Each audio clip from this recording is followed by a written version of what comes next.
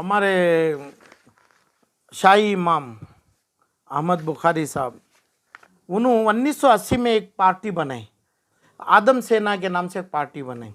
उसके बाद 2012 में ये एक पार्टी, ये 2006-8 में एक पार्टी बने, 2012 में कंटेस्ट करे, UPUDF। ये दोनों पार्टी हमारे शाही इमाम बने, पॉलिटिकल पार्टी बने।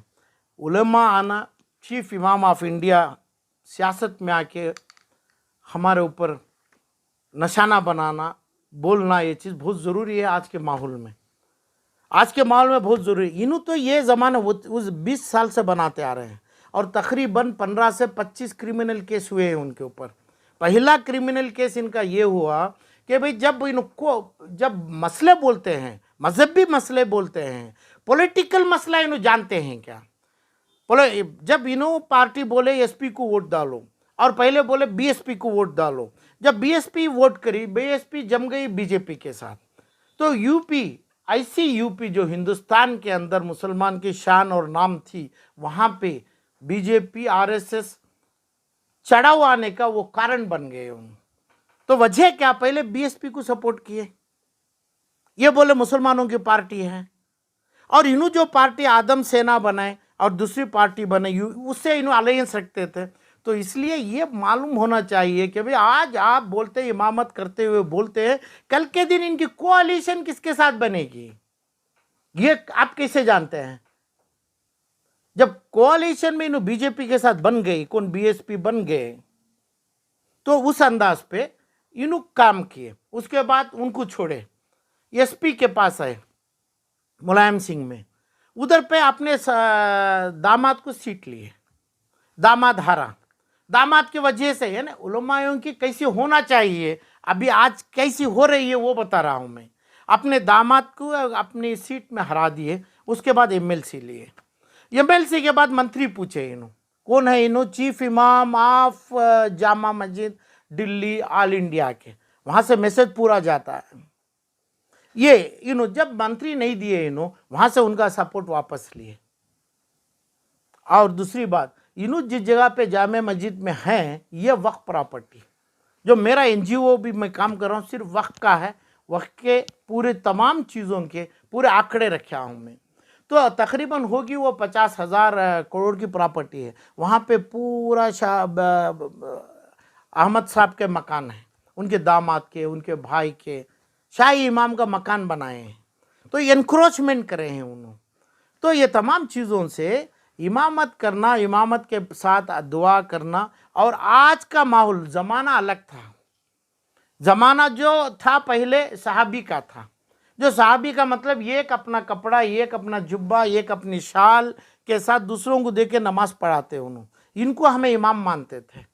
अब आज इन्हों जो बैठे जेड सिक्योरिटी के साथ, तकरीबन 2-4 हज़ार करोड़ के बंगले में बैठते हैं, अपने हर दामाद और बेटे बेटियों को अमेरिका, हर कंट्री में उनके अकाउंट्स खोलते हैं। तो ये लोगों के, ये उलमायों के अंदर हिंदुस्तान के आदमी, इनकी आज ज़बान खोलते हैं इधर पे, कल इनकी पॉलिटिकल पार्टी बनती है, ये पॉलिटिकल पार्टी इनके साथ नेक्सस होता है।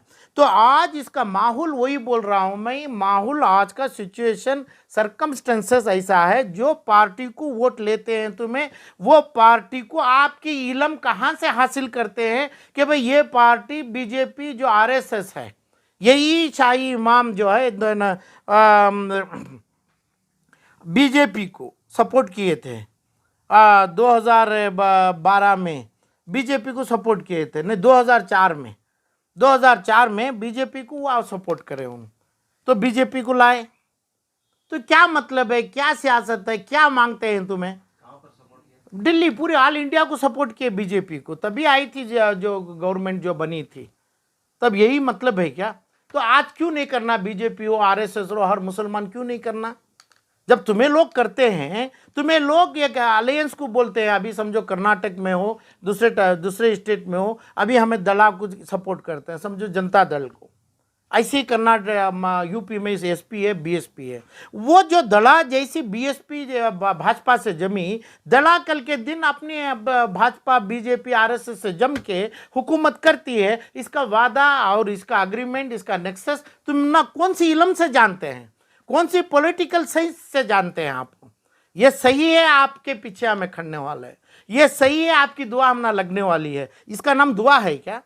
ये चीज आप करते हैं, आपने बच्चों को लाते हैं, आप पॉलिटिकल मकान पलाशियल हजारों करोड़ के बनते हैं, आपको साहबी जैसी जिंदगी नहीं, आपको हर चीज बेंच कारों से बड़ी चीजों की जिंदगी हासिल करते हैं, तुम्हारी दुआ अल्लाह कहाँ पे करेगा?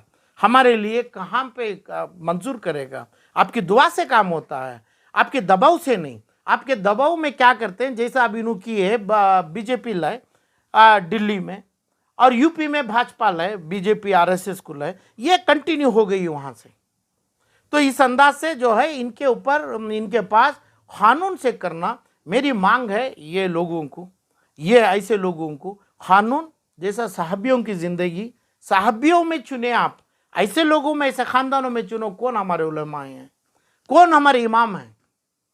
5,000 से 50,000 करोड़ ये जो पैसे, यानी इमाम बुखारी को अहमद साहब सैयद शाही इमाम को मैं भी 10 लाख रुपए दिया, मेरे पास भी पैसा, मैं एक अच्छे काम को दिया था, मैं उसको गलत इस्तेमाल करे। उन्होंने जो अच्छा काम है उसके बाद वो गलत, टोटल गलत इस्तेमाल करे, जिसका सनद है, जो चीज़ है। ऐसा कई हिंदुस्तान के कई जगह से पॉलिटिकल पार्टी बने, एक एक जो पॉलिटिकल पार्टी जो इन्हों बने, मेरा पैसा गरीबों को मदरसे के ऊपर दिया था, मैं इंस्टीट्यूशन एजुकेशनल चलाने के लिए क्या था, उन्होंने धोखा दिए, इमाम बुखारी धोखा दिए, कम्युनिटी को दिए और मेरे पैसे को भी दिए।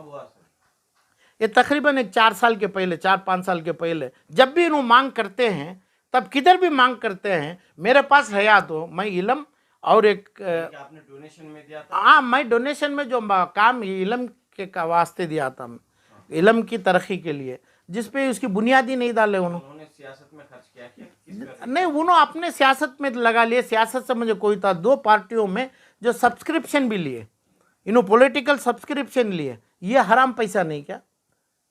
जो मेरे से नहीं, जो हिंदुस्तान के तमाम लोगों से, बाहर वर्ल्ड वाइड भी सब्सक्रिप्शन पेमेंट लिए उन्होंने पार्टी, ये दोनों पार्टी बनाने के लिए कई बड़ा रकम लिए थे।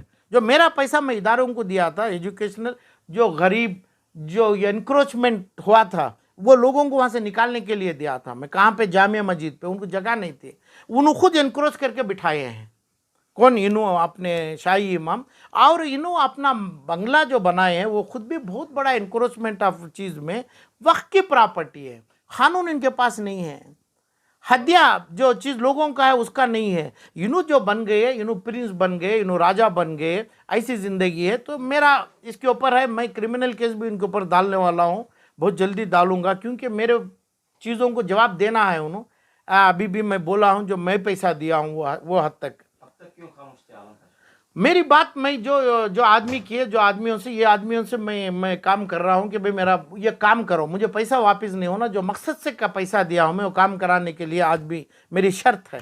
परसों हमें अपने लखनऊ के एक आदमी से, एजाज अहमद से हमें भेजे थे, और उन्होंने फिर भी झूठा वादा करे हैं। वो देखेंगे, नहीं तो क्रिमिनल केस में जाएंगे। मैं तो अकाउंट से दिया, जिस जगह से निकाला, जिसको दिया, जो किया, मेरे अकाउंट से एकदम सही है। जो पैसा उनको पहुंचा वो भी साबित करने मेरे पास पूरे डॉक्यूमेंट है।